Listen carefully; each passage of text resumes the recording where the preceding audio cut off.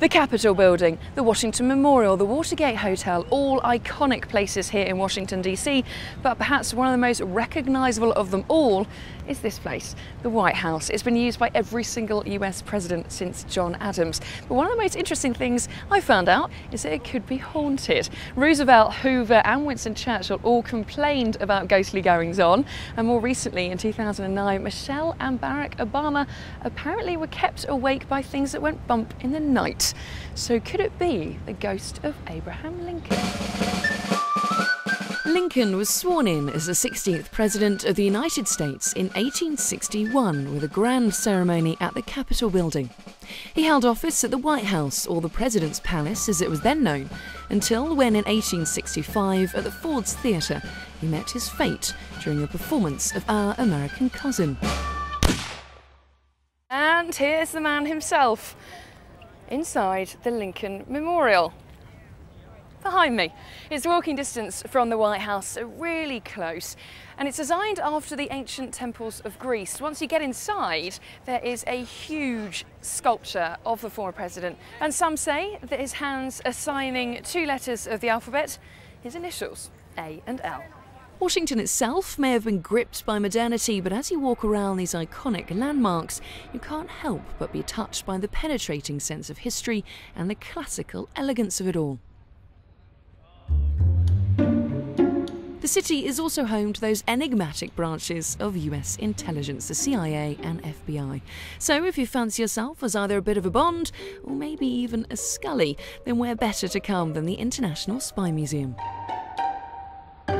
Now, this is a car that many people will recognise from the Bond films, the DB5. About 5% of the museum we take up with pop culture items, movies, books, film, because that's how the public generally is introduced to espionage. And one of the exhibitions you've got here is the car with the different compartments. Yes. Now, that's a replica of something that's real, isn't it? It is depicting various ways in which people concealed themselves in cars to smuggle themselves out of East Berlin. It's absolutely fascinating. And this is a female spy, isn't it? This was the actual transmitter used by a woman named Virginia Hall. After the war, she was awarded the Empire Medal. She was also decorated by the Americans. SOE felt it was too dangerous for her to continue operating, and so they brought her out. And then she was recruited by the Americans, OSS, and she went back in.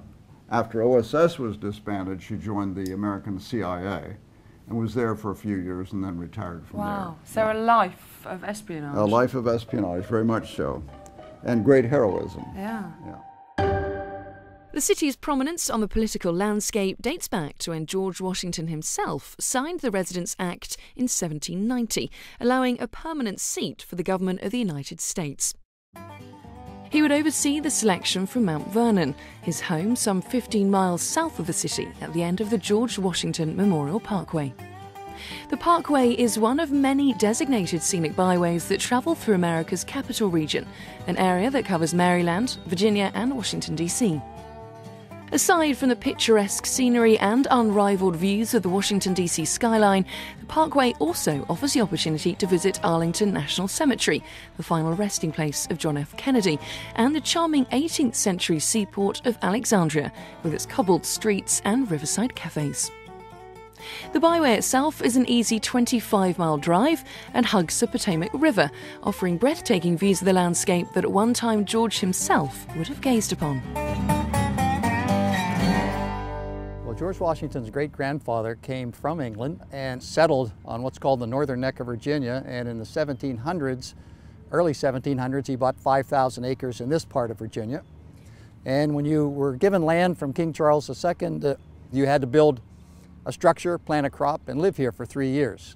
And he did that, and then unfortunately George Washington's father died, and so it was inherited by George Washington's older half-brother, Lawrence Washington. He unfortunately died at the age of 34, so at the age of 22, George Washington inherited a very modest farmhouse. He took the roof off of that house and built a second floor. And then in the 1770s, he expanded the outer wings And today, the people that own Mount Vernon, an organization called the Mount Vernon Ladies Association, feel that this is the way the house would have looked on the last day of his life, December 14, 1799.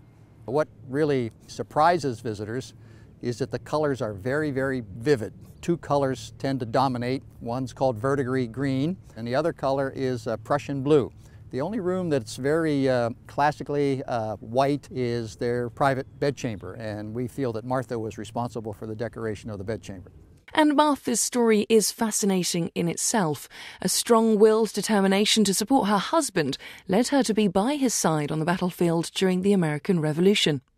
Their stories are told at the Mount Vernon Education Centre and Museum, which houses an impressive display of exhibits, historical artefacts, reconstructions and modern-day visual effects.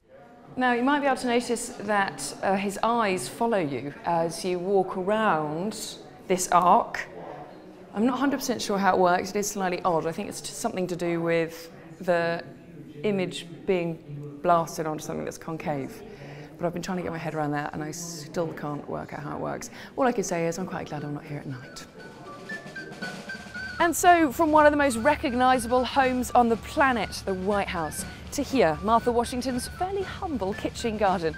Along this journey, I've discovered that, of course, America has been built on the backs of some very great men, but I like to think some very great women as well.